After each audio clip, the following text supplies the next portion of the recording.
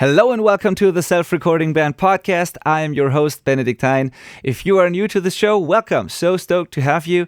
If you are coming back, if you're already a listener, thank you. Glad you're hanging out with us again. And this is a special episode, so you might want to watch this on YouTube if you are now on your usual podcast app, Spotify, whatever, because this is a live interview we did at Studio Szene 2023 in Hamburg. We had the honor of interviewing really cool people at the studio sofa there. So yeah, that was really, really exciting. Those were live episodes with a live audience at this great show, like this great conference and trade show. We've spent all week there with the team at the Self-Recording Band, so this was really exciting.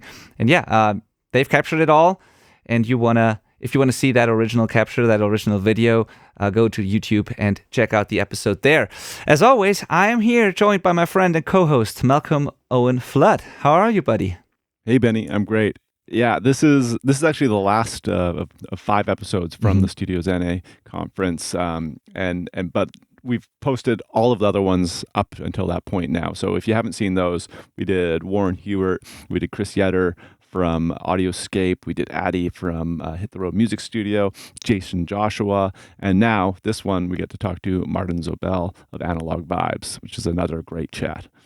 Absolutely. Very interesting. This was one of like a kind of a surprise thing for me because I didn't really know about him and what he did at Analog Vibes. And then, so we kind of didn't know what to expect. And we obviously prepared ourselves. We are both not really up, at least so far, not really into like building, our own gear or we can solder cables maybe or fix the occasional thing, swap out a pickup on a guitar or something. But both Malcolm and I are not really the, into building things, but it turned out to be a really fascinating conversation, and there might even be like a little challenge in there that I agreed to do. So we'll see. Maybe a year from now, I actually am one of those people who can build gear. We'll see how that goes. Yeah. More on that in the actual episode. Before we get into this, or before we tell you more about it, I want to bring something up that we completely forgot to tell you, or forgot to mention in the banter for the previous 4 episodes. We actually got into like a little car accident in Hamburg. So, I remembered. I just wasn't sure if you wanted to mention. For sure. It just came to mind because I have this like insurance card right in front of me because I had to deal with this today. So we just came back from the Studio Szene this weekend, and now I had to deal with all that crap because on Tuesday, the first day of the actual event, we were driving back to our place where we stayed, which was a cool houseboat, by the way. So that's also part of the story. We stayed on a houseboat with a built-in studio. Anyway, we had to travel back and forth every day with my car. And on Tuesday, first day of Studio Szene after the networking event, and I was sober, by the way, so then don't assume that I was drunk or whatever. But we got there. We went back. It was dark. It was a big city. I was changing lanes. It was raining. Long story short, I didn't see another car that was right behind me in my blind spot, basically. And so I accidentally hit that car. Nobody was injured. So not a big deal. Everyone was cool about it, but it's annoying as hell. And I had to call the insurance today, which I have to say, they did a phenomenal job. I've never had that experience. I don't want to say which company it is, but honestly, I just called them. I didn't have to wait. Like, I was immediately talking to a human being. It took 5 minutes or so, and everything was handled and done, and it was a very pleasant experience. And this is not the case oftentimes when you talk to insurance companies like that. So yeah, definitely. Yeah. No, I'm glad to hear that. Obviously, that's such a pain for you, your car, and you have to deal with the insurance thing. But I do love that as a team, the 4 current team members of the Self-Recording Band have the shared experience of getting in a car crash in Hamburg. Yeah, that's absolutely it's true. A great story. Absolutely true. Also, I picked I really picked the right car to bump into, so it's a pretty expensive thing because it was like a pretty nice car. Yeah, it was an AMG Mercedes thing with custom paint job and the full deal. So there's no way I'm going to be able to pay that by myself. So I mean, I could maybe, but it's probably not a good idea. So we let the insurance handle that, which means my insurance is getting more expensive. But yeah, anyway, that sucks.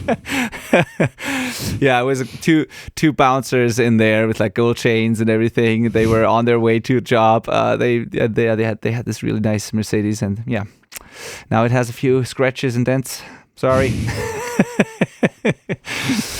Anyway, with the exception of that, everything went pretty well this week, though. It was a very, very good. For a few moments, we thought we broke something else, but we turned out we didn't. So I'm glad this didn't happen. No, everything else was really good, and we had a great time at the studio houseboat. There's going to be content around that too. We've captured dozens of hours of content at this event, talking to many inspiring, amazing people. One of them is Martin Zobel that we're going to introduce to you on this episode, and so yeah, back to the topic here. It's Martin runs a company called Analog Vibes, and he, as far as I understood, he did it as a hobby, and at some point there was a demand for it. He was like shipping out these units that he built, and so he kind of had to start a business, but he was like, yeah, doing it anyways, like and just enjoying it, and then it turned into a big community. I was surprised to hear those numbers. I can't remember, but he's saying it on the podcast, like how many people are in there at this point.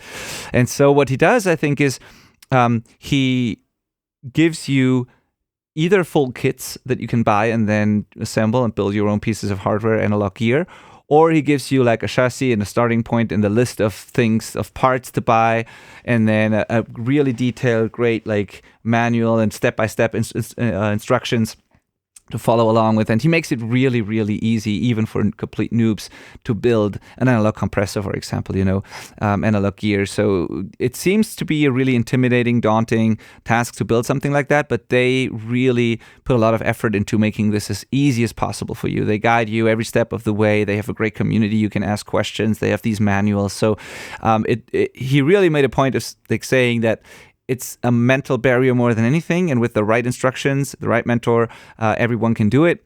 And very interesting. It was super cool. He's been very clever about identifying the pain points for people that are curious about trying something like this, but what those like barriers of entry are, and then trying to either remove them or provide resources that make it something you can overcome quite easily. It was a very fascinating chat. It's always interesting learning what somebody like Martin, who can make all his own gear, really hardware, and what he is looking for from them, and what the motivation behind all of that work is, right? Like why bother? And I really liked his perspective. It was a fascinating chat. Yeah, absolutely, totally. And it's also how he got into this was fascinating. He was pretty successful with his own band, I think, at some point. So he shared a story about that, like about recording in a big studio and hearing the nice gear. And then from there on, he was like chasing the sound he'd heard there, and he didn't know how to get it. And this was the beginning of his journey. And as far as I understood, he at this point didn't know anything about building gear as well. He had to learn himself first and go through that journey. And then he now helps, he now makes it easier for you and helps you not make those same mistakes. Very, very fascinating. And so, definitely in our DIY kind of spirit. Yeah, exactly. I know for a fact that there's a few people in our coaching community, and probably way more in our general like family here on the email list and the Facebook group and everything, who are actually building their own gear or maintaining their own gear, fixing it. This is also something Martin touched on, where he was like, if you just build one piece and you dive in and learn the schematics and all of that, it's not about that piece, it's about the process, and that can actually be fun. But it's also about like learning how the tools really work and how to also fix them, because some people like myself, I have a couple of nice units here that could use some maintenance, and I have been, kind of avoiding it for a while now because I don't want to ship them, and it's like what happens if it gets lost or gets broken? Shipping stuff out. And if I would have the skills to just open it up and fix it quickly, then that would be amazing, actually. And this is also what you can learn by doing this. So anyway, I have a new challenge here. You're going to hear it on the podcast, and enjoy our conversation with Martin Zobel. Hello and welcome to the Self-Recording Band podcast. I'm your host, Benedikt Hein, and we are live podcasting here from the Studio Szene event in beautiful Hamburg. We are here at the studio sofa. The people at Sound and Recording let us use this, and it's been very great the past couple of days, and we've got some very cool guests here. And I'm here with my co-host and friend Malcolm Owen Flood, as always. Yep. Last day, can't believe it. Yeah, it flew by. Absolutely. And our guest today is Martin Zobel from Analog Vibes. Yeah. Hello, Martin. How are you? Thanks for having me. Yeah, great to be here. It's been a great show so far. Awesome. Great to have you. Great to have you. Yeah. Also, thank you for coming here live and joining us here in front of the sofa. Really, really cool. Early today. So glad you're here. So yeah, today, like our show is about helping musicians record themselves in their jam spaces and home studios and help them get better sounding, exciting sounding records there. And we know that part of our community is also not only into DIY recording, but also into actually building DIY gear. So this is a very relevant topic for us. And very glad we have you here. And also, Malcolm and I, to be honest, don't know too much about that side of things. So I can only speak for myself, but I can like fix a cable, you know, or like swap out a pickup on a guitar, but that's about it. Yeah, if I have to. Yeah, exactly. So we're very glad to have an expert here and to tell us something about it all. So please, maybe just give us your quick backstory, like how you got into building your own gear and how it all started and what you're doing at Analog Vibes. Well, you know, I'm a musician. I've been touring and recording for many years, and when I started out, I was just working all in the box. You know, because I'm a digital native. That's all I had. That's all I knew, and that's all I could afford. So I had all these plugins, you know about, you know, LA2As, Pultecs, and whatnot, and I kind of had to believe that they sound like the real deal, you know, and I had no way to prove or verify that. And when I had my first bigger record deal, I had the chance to go to Los Angeles and record in a studio where everything was present. And I'm a lead vocalist, so yeah, that was really an absolute eye-opener. You know, I had the cans. The sound on the cans was just like a record, and I was so inspired, you know. And of course, I performed completely differently, you know. It was like magic for me, you know. And then, yeah, when I mean that from that very moment, it was obvious I couldn't go back and use that Pultec plugins or LA2A. It was just not giving me that sound, you know. I heard, and yeah, that's basically how it all started, because I just was hunting for that sound, and obviously I couldn't afford to spend $13K, $14K for a used Pultec. You know, it was just not it. So I tried. When was that?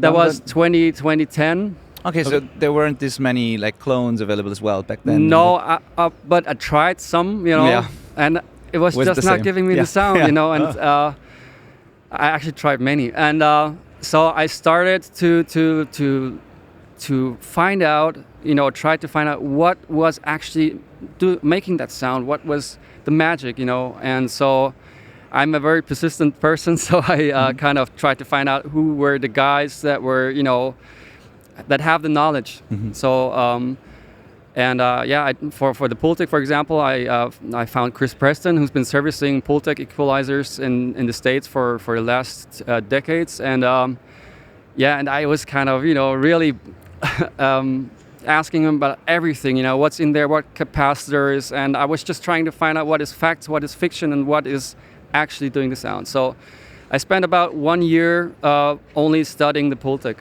you know.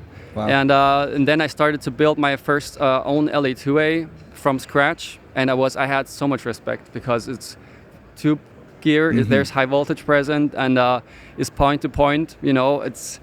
But then soon after I started, I found that the biggest barrier was in my head.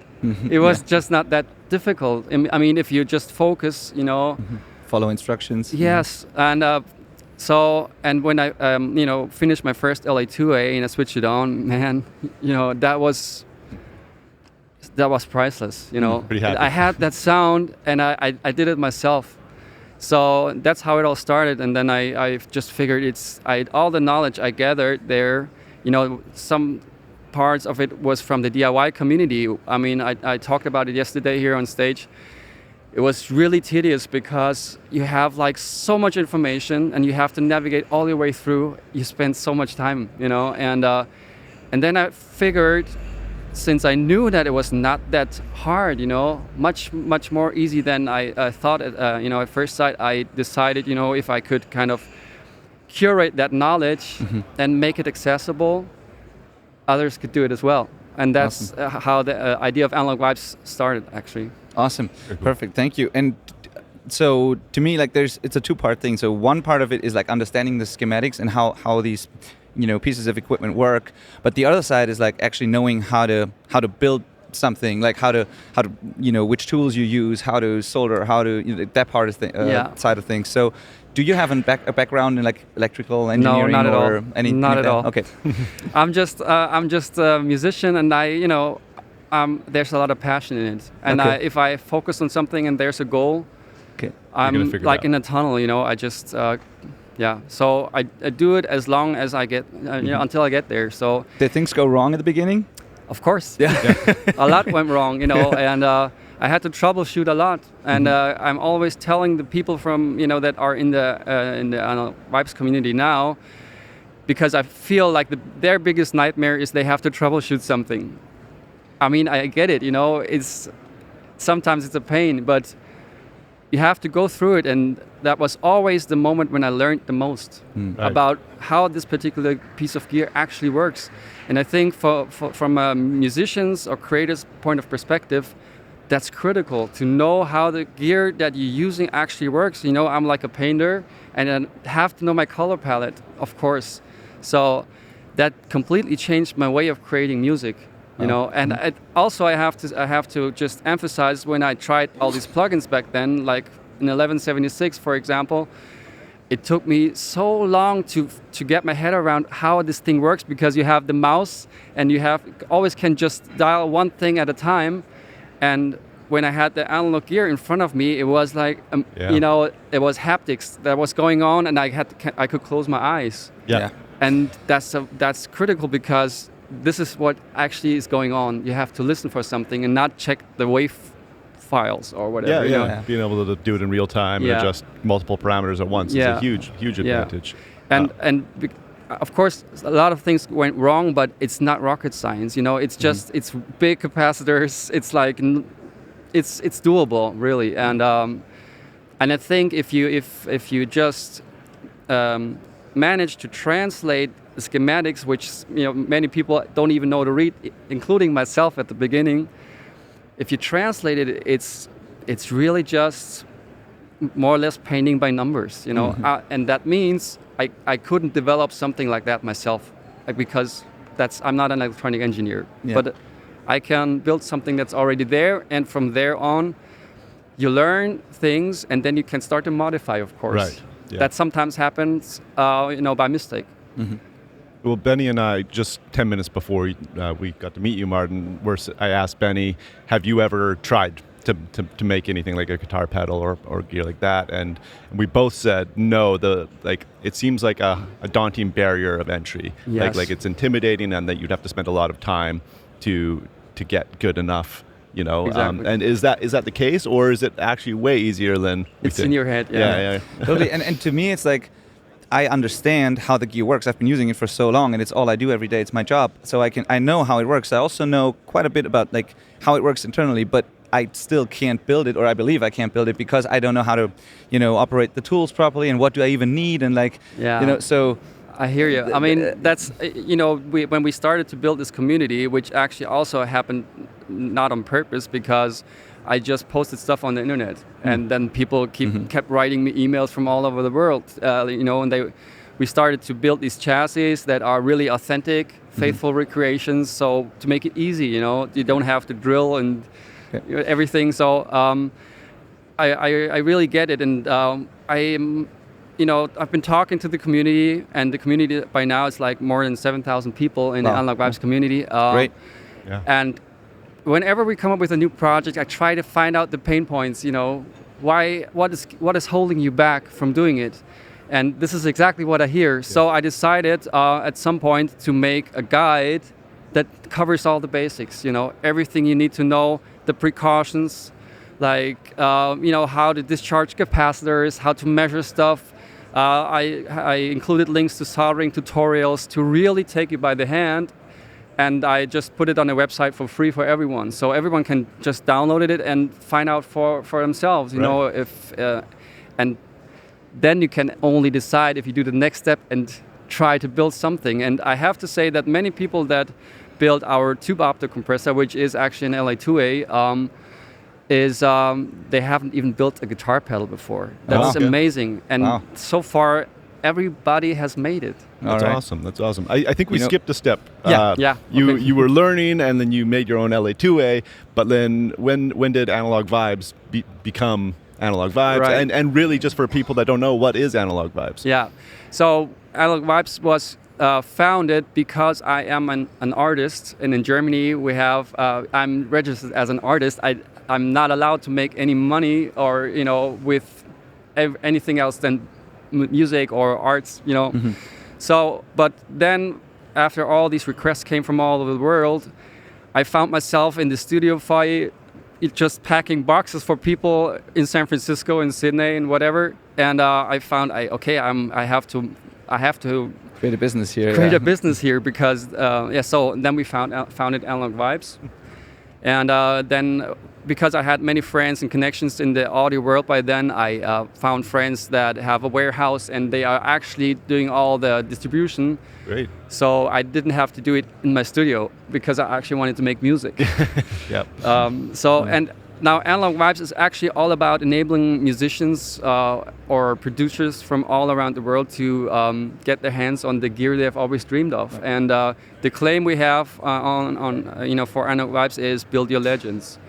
And of course, that is a certain, it's very attractive because if you do it with something that is unknown, you probably wouldn't have this intrinsic motivation to do it. But I mean, I wanted to have an LA2A so badly, so you go for it, and if it's accessible, it's even easier to do it. So Awesome. Analog Vibes is all about, enabling empowerment. That's actually the main factor, and I only realized that later because in the beginning I thought, it's just parts and boxes, and then people wrote me emails they were so grateful. People were kind of giving us original parts from back in the days they had in the garage.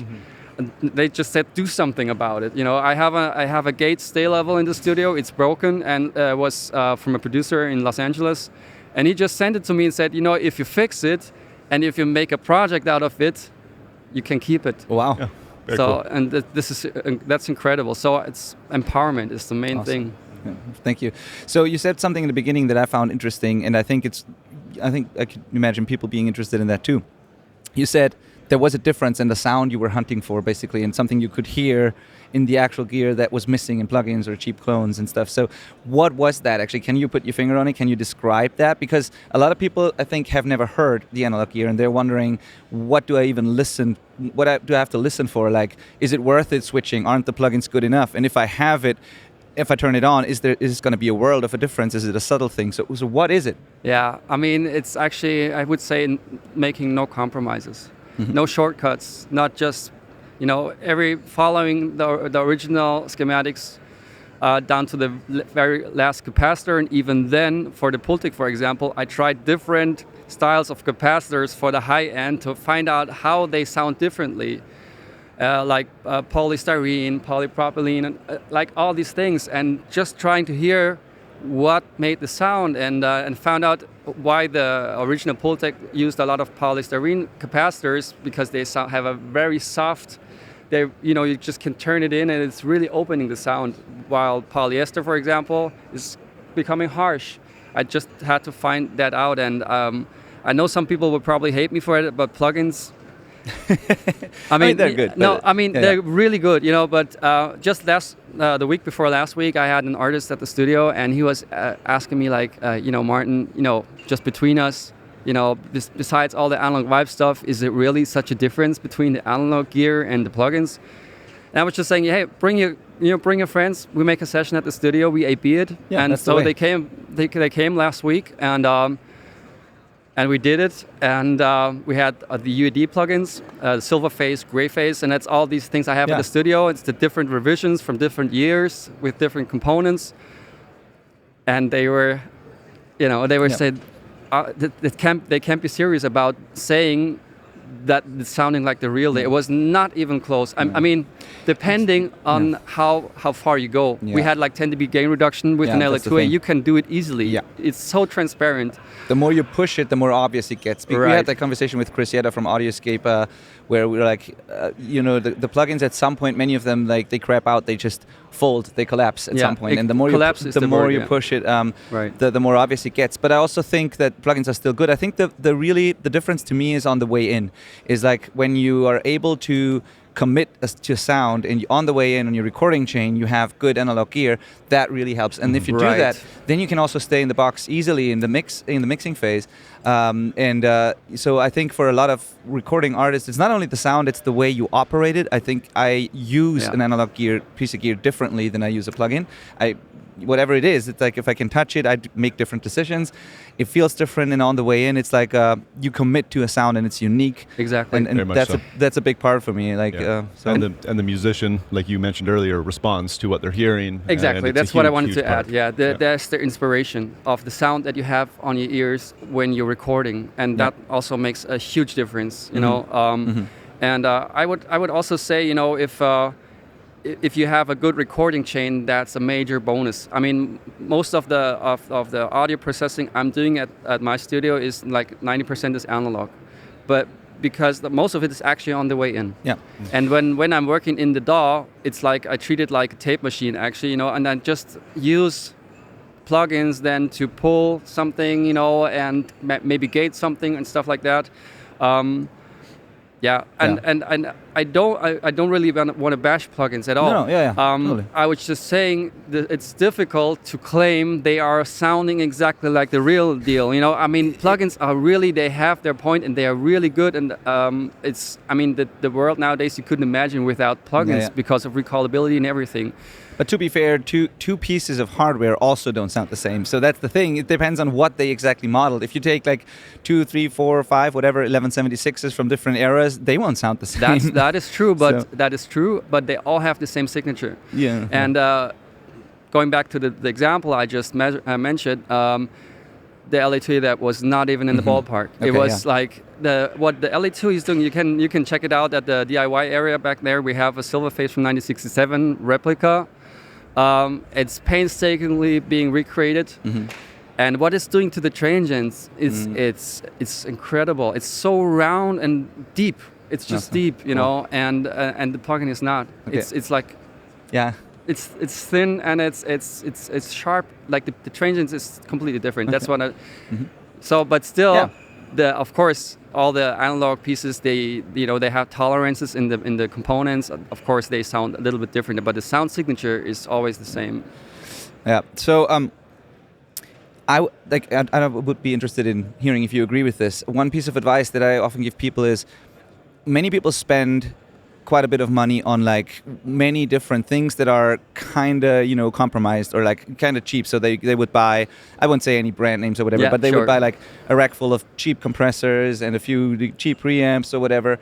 And I always say, like, it's better to have one really great chain and spend that money there instead of like having many different pieces that don't really do the trick, because I think plugins are better than cheap gear, but like really good analog gear is better than plugins. So I would say have one really cool chain and you can record multiple things through it. So for example, an LA2A, a good preamp, that together, especially if you build it yourself, is actually pretty accessible for many people. It's pretty affordable.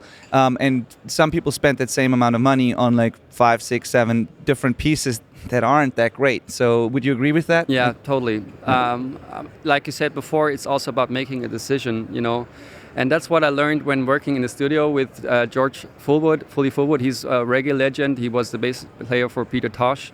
He was the producer of my 2 of my albums. And he was really a mentor. Because when I started as, you know, in the box, I was kind of, the record was dead because I was perfect, but it was dead. And when we were there, he was all about making decisions, you know, committing to something, and then just making music. You know, that was all about the vibe. And he repeatedly kept telling me, you know, it's not about perfection, man. It's about the vibe. And he was friends with Bob Marley, and he always said, like, you know, Bob was not the greatest singer. It's how I'm expressed, you know. And so I think that's the key factor, you know. And I heard really had to learn the hard way, because I was, as a singer, you're always kind of, picky, and can we do it over again? And it's, the first single we recorded in the studio, it was just one take. And that was it, and the magic was there. And then I remember my guitar player was saying, yeah, but Fully, I play a mistake there. There's not going to be another take. All right. There's not going to be another take. That's it. Did it take you some time to get used to that idea? Of course it did. And now are you like, hey, it is good? He fooled me, because when I recorded the first song, he said, like, Martin, don't worry, it's only scratch vocals. We won't keep it later. Yeah, that's... He kept all of them. He kept all of them, and I was that's the way to do it. but it made me perform differently because I was so relaxed. Absolutely. I just felt it, you know. That's a great trick. Absolutely, yeah. So how do you get into this? Like, if someone's interested now in trying to do it finally and overcome that mental barrier that we all have, what's the best way to get started? Like, what would you start with? A guitar pedal, something simple, or can you just start with the LA2A? And if so, how? Like, what's the first step? Yeah, like I said, many people that built the LA2A, or we call it the tube optic compressor, because that's what it is, and they haven't built anything before yet. So the first thing I would recommend is, if you really want to make a start, you can go to analoguevibes.com and download this starter guide. It's for free, and then you can find out for yourself, because there's tutorials for everything, which solder to use and how all these components look like, how to treat them. How much is it to build like an LA2A? I would say depending on the components you use, because some people, in the past they were hunting for original transformers, which I did as well, but they've been ridiculously expensive now in last years. So I would say between like 1,600 and upwards, and when we make full kits, which we make once in a while, how Analog Vibes works is we only have like the chassis kits, and we have step-by-step guides, and we have tutorials about how these things work, and to really, enable these people. But every year, roundabout, we call it a Build Your Legend series, and we choose one of the projects and we make a full kit. Mm-hmm. Including all the parts, everything. Mm-hmm. So, and we do that with the community, and that gives us a different position also for in terms of suppliers. For the silver phase, for the 96-7 silver phase, we had AMI in the States winding the transformers for us to original specs. Mm-hmm. So, and for even the pots are made by a niche supplier to original specs, because modern logarithmic pots, they work differently. They go steeper too fast. Mm-hmm. and it makes the working range of an LA2 really hard. Mm-hmm. And that's what we can do if we do this Build Your Legend series. Right. And are these also like 1,500, 1,600 euros, or is it more than? Or? Yeah, it's a little more. 1,500 was the starting point. Okay. But like I said, there upwards. There's you can go all the way. Just for perspective, what is a brand new LA2A at the moment? That particular silver phase is not available brand new. The last time I checked on reverb.com was $13,900 for the vintage one, which is ridiculous. Yeah. And our kit it's only always, these Build Your Legend series are limited editions. That works the way, so we get in touch with the community and we let them know there's something coming up, and then I take them to the studio with me. And I show them how this thing works and how it sounds, and I give them a lot of information. And then there is a certain period of time, like always like 10 days, where we collect, like a crowdfunding, we collect the orders, and then we manufacture. Cool. So, and then we know exactly, how many kits we need. Mm-hmm. So, and because it's just a side project, this is not my main business. Yeah. And so that's working perfectly. But all of these pieces then are limited editions. And this 96-7 limited edition was $1,749, excluding taxes. And then you have everything. And it's like painstakingly. $1,749, yeah, that's great. Wow. Like, modeled after the 1967 silver phase. That's great. That's great. And another big factor is time. Like for myself, for example, I'm a full-time mixing engineer, always pretty busy. We have the Self-Recording band in addition to that. And then I know in our community, there's many hobby musicians who have a day job, and then whatever time is left, they create music, and they have all these things to worry about, and family and whatever. And so people are probably wondering, like, how long does it take me? How much time do I have to put into building such a thing? Is this a year-long project or more than that? Can I do it in my spare time? Yeah, the most time you usually spend sourcing parts. Mm-hmm. with our analog vibes projects, we have to, we try to take this thing out of the equation. Like if you just buy the chassis kit, you get a bill of materials with links to the shops and retailers we can purchase the stuff. So it's really not the thing. Streamlined. Yeah, it's streamlined. And with the full kits, of course, you get everything in the box. And I mean, depending on how skilled you are, like I think for me in LA2A, I take 2 afternoons of work, wow. and then it's done. But if you're not that skilled, probably takes you a week. Still worth it though, because I mean, time is money, and you always think like, when you do it for a job, you always think, is it worth it doing it myself? But if that's the case, it's totally worth it still. Yeah, and you don't do it probably during your job time. You're doing daytime. You just do it, and it's also a fun project. You do it because of the process, because of the act of creating, and it's like it always is. If you build something yourself, you're way more proud of it at the end of the day, and you like use it more. Like I more. said, I just said the empowerment factor. You learn things, but the major empowerment thing is, you can imagine, Lego is for kids, the same thing. You build something, you create something, and but with the gear, you have the meta level because you create something and then you create something with what you created. Right. Yeah. So it's incredible. It's really the moment when I switch on the first LA2A and the view meter light up and the needle goes up, it's like Christmas, it's like you can't put it in words. Yeah. I always compare it to that, that movie Castaway with Tom Hanks when he tries for days to make fire and then finally makes it, and he's jumping around like crazy. I have made fire. That's exactly the I have made fire moment. Everybody can relate. I mean, everyone who's ever built anything is like, you can buy a chair or you can make your own chair. Which one will you like more? Okay, or like you can buy tomatoes or you can grow your own and then be super excited that you have your own tomatoes. Whatever, it's like. The only thing though you have to be aware of, it's addictive. Yeah. You can't just say I try it and then Yeah, that's funny. The other thing that I think our audience in particular would be interested in is taking it a step further and modding something to be unique to what they imagine. Yeah. Which I would imagine comes after a certain level of experience. But is that something that your community delves into as well? Yes, exactly. Sometimes, like I said, by mistake, sometimes on purpose. With the Pultec, for example, I was really trying to find these capacitors, like I said, and I for one of the units, I chose the ones that were sounding nicest to my ear, just personal preference, But also sometimes things happen by mistake. We had one of our community members, we were building a tube mid-range equalizer, which is the Pultec MEQ5. And there's some filter coils in there, and he, by mistake, soldered together 2 lead wires of that coil that were not supposed to go together, and but it sounded great. So he measured it, and he found out that the high peak EQ was becoming a high shelf. Oh.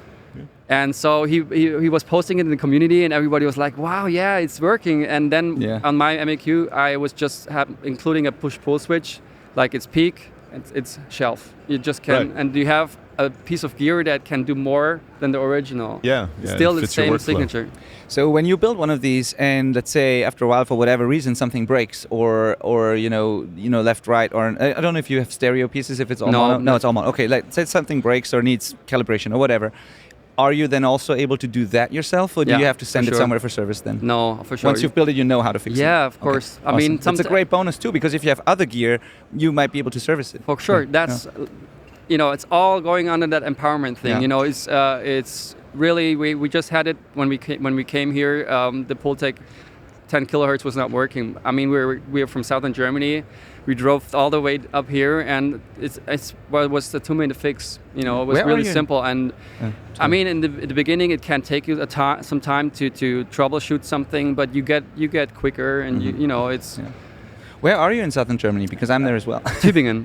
Tübingen. Oh, that's not too far, actually. Yeah. So I'm going to announce something here because I like a good challenge. And that's something I've been wanting to do for a long time. So I'm going to give myself a lot of time because I don't know when I'll have it.